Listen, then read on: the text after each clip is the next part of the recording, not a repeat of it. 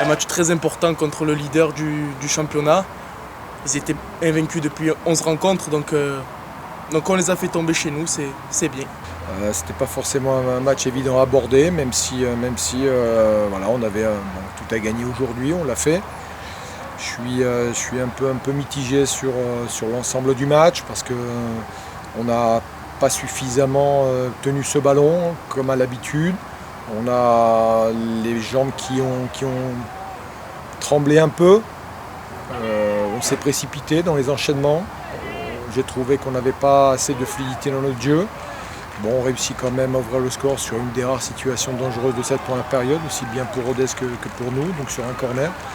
Et c'est Lucas Rojo qui marque, donc il nous délivre un petit peu de tout ça, de ces petites tensions. Puis la deuxième période où il faut contenir un petit peu aussi les velléités de Rodez qui ont accentué un petit peu plus leur pression sur le plan athlétique, sur le jeu un peu plus direct, la puissance aussi musculaire. Donc on a essayé de tenir tant bien que mal. La sortie d'Albert au milieu de terrain s'est fait ressentir.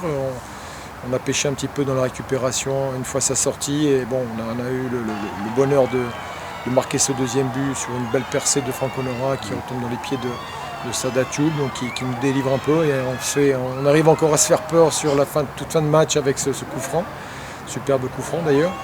Et voilà, la délivrance avec le coup de sifflet final qui nous envoie en CFA la saison prochaine. Ça, c'est vraiment le gros point positif de ce match parce que c'est extrêmement difficile de se maintenir. Bon, c'est plus dur de monter de CFA 2 en CFA, mais c'est une performance aussi que de se maintenir. Parce que bon, c'est quand même important pour un centre de formation parce qu'il y a quand même moi qui ai fait les deux divisions, il y a quand même un gros écart, quoi.